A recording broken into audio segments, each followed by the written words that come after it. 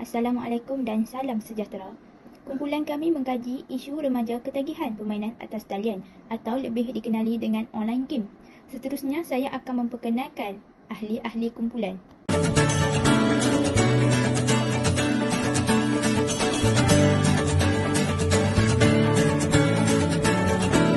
Permainan atas talian atau lebih dikenali dengan online game. Selain itu, permainan atas talian ini berkait rapat dengan penggunaan teknologi yang semakin canggih dari semasa ke semasa. Di samping itu, permainan atas talian ini lebih terkenal dalam semua lapisan umur, terutamanya dalam golongan remaja dan kanak-kanak. Secara tidak langsung, permainan tersebut akan mempengaruhi sikap dan tingkah laku mereka dalam kehidupan mereka kerana mereka terlalu taksub dalam bermain permainan atas talian. Sehubungan dengan itu, mereka bermain permainan atas talian untuk menghilangkan stres dan mengisi masa lapang mereka dengan bermain permainan atas talian bersama rakan-rakan mereka. Sebagai contohnya, permainan atas talian yang semakin terkenal pada masa kini ialah PUBG, Mobile Legends dan Free Fire dalam kalangan remaja dan kanak-kanak. Bagi objektif kajian kami mempunyai 3 objektif kajian.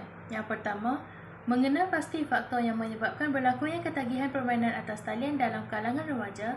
Yang kedua, mengkaji kesan terhadap ketagihan permainan atas talian di kalangan remaja. Dan yang ketiga, membincangkan bagaimana cara untuk mengatasi masalah ketagihan permainan atas talian terhadap remaja. Seterusnya, kajian perkembangan teori mengikut Psychosocial Edison ialah remaja lebih kerap melayari internet. Selain itu, keinginan mereka untuk membentuk identiti sendiri serta menjadikan hubungan yang rapat antara rakan-rakan untuk bermain permainan atas talian. Remaja kini terlalu asyik dengan permainan atas talian sehingga hubungan antara kekeluargaan menjadi semakin renggang antara satu sama lain. Okey, seterusnya, faktor yang menyebabkan berlakunya ketagihan permainan atas talian dalam kalangan remaja terdapat 3 faktor, iaitu faktor pengaruh rakan sebaya, yang kedua sikap ibu bapa, yang ketiga kekurangan didikan agama. Pengaruh rakan sebaya menjadi punca utama yang menyebabkan berlakunya ketagihan permainan atas talian dalam kalangan remaja. Rakan sebaya memainkan peranan yang sangat penting kerana remaja lebih mudah untuk berkomunikasi dan bergaul sesama mereka.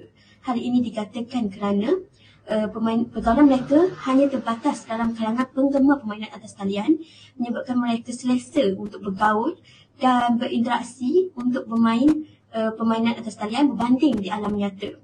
Sebagai contoh, sikap remaja yang sering mengajak dan mengajar cara untuk bermain permainan atas talian menyebabkan remaja-remaja lain menimbul perasaan rasa ingin tahu.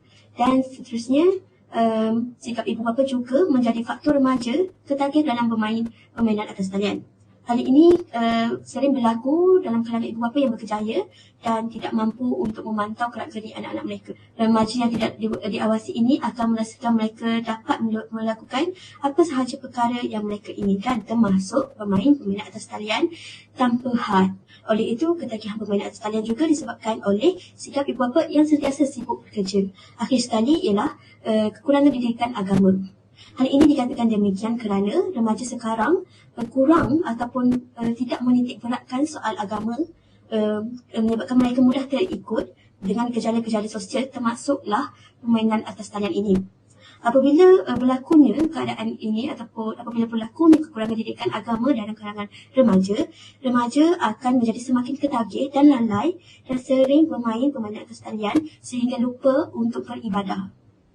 Hal ini kerana apabila remaja menjadi semakin lalai dan apa untuk melakukan sesuatu perkara, mereka tidak akan merasakan bahawa perkara tersebut merupakan tanggungjawab mereka.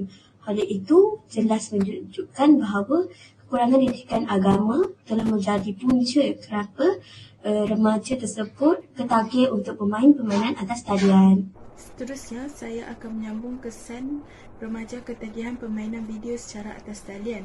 Yang pertama ialah menyebabkan pelajaran mereka terabai. Ini kerana remaja hanya mementingkan permainan online game sahaja.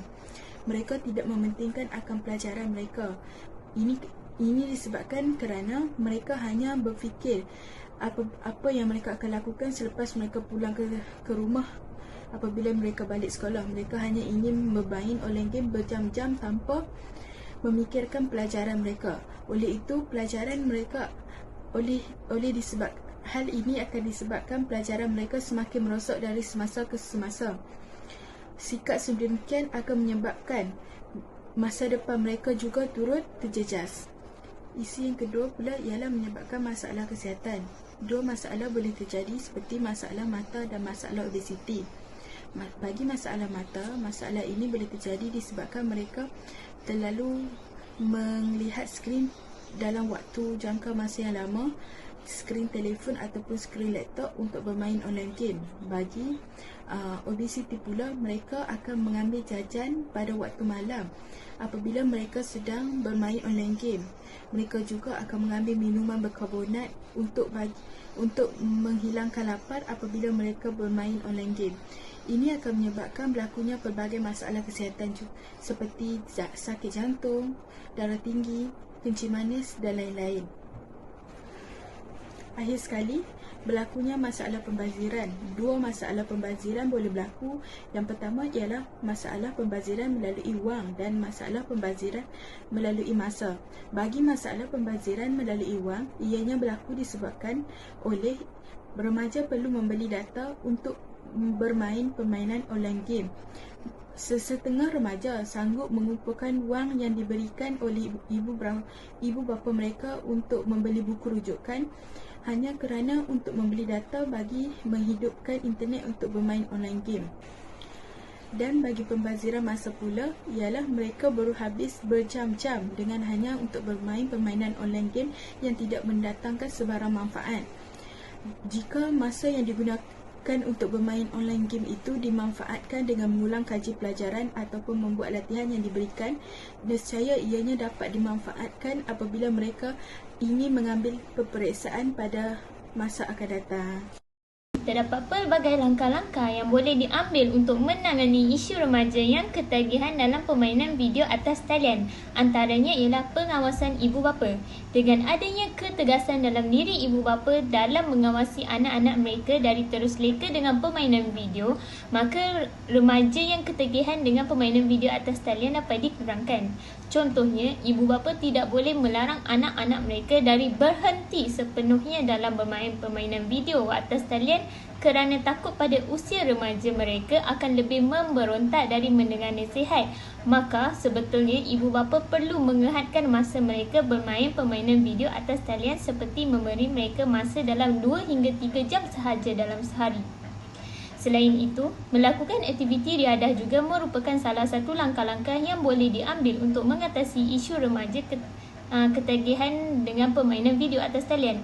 Seperti yang kita ketahui, apabila kita terlalu fokus menggunakan gadget sama ada telefon pintar, laptop dan lain-lain, maka ia akan menjejaskan kesihatan kita terutamanya mata dan otak kita.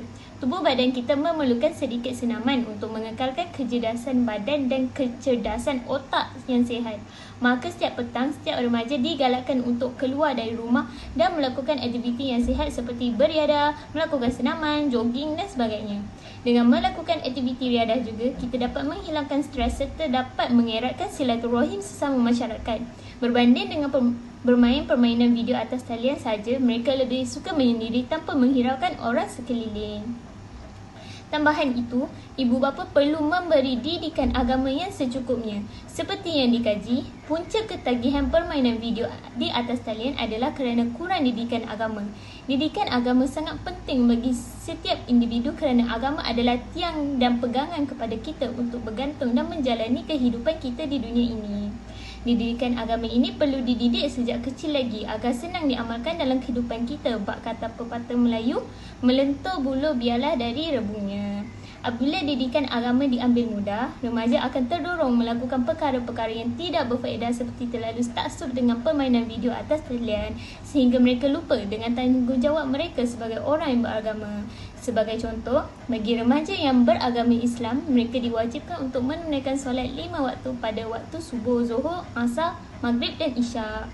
Apabila remaja terlalu taksub dengan permainan video atas talian, akan menyebabkan mereka sengaja melewat-lewatkan dalam menunaikan solat, atau lebih teruk lagi, mereka akan meninggalkan solat tanpa rasa bersalah. Ibu bapa perlulah sentiasa mengingatkan mereka tentang perkara yang betul dan salah dalam agama agar remaja lebih bertanggungjawab sebagai individu yang beragama. Jika remaja sedar bahawa agama itu penting, maka ketagihan remaja dalam permainan video atas talian dapat dikurangkan. Sekian. Akhir sekali, kesimpulan bagi kajian yang kami kaji, permainan atas talian boleh dikatakan sangat popular dalam kalangan remaja. Permainan ini boleh menyebabkan seseorang itu ketagihan dan boleh mencapai tahap yang berbahaya. Malah, boleh juga menimbulkan kesan negatif terhadap seseorang. Peningkatan teknologi yang canggih pada masa ini menyebabkan berlakunya penambahan jumlah ketagihan permainan atas talian dari semasa ke semasa. Di samping itu, melalui tugasan yang kami kaji, jelaslah bahawa terdapat pelbagai faktor yang menyebabkan berlakunya ketagihan permainan atas talian dalam kalangan remaja. Kami juga telah membuat kajian mengenai kesan yang boleh berlaku jika seseorang itu ketagihan permainan tersebut dan tidak lupa juga untuk membincangkan kaedah bagaimana cara untuk mengatasi masalah ketagihan permainan atas talian terhadap remaja. Oleh itu, kami berharap kajian yang kami lakukan ini dapat memberi sedikit kesedaran kepada pembaca mengenai tajuk kajian kami. Sekian daripada kami. Terima kasih.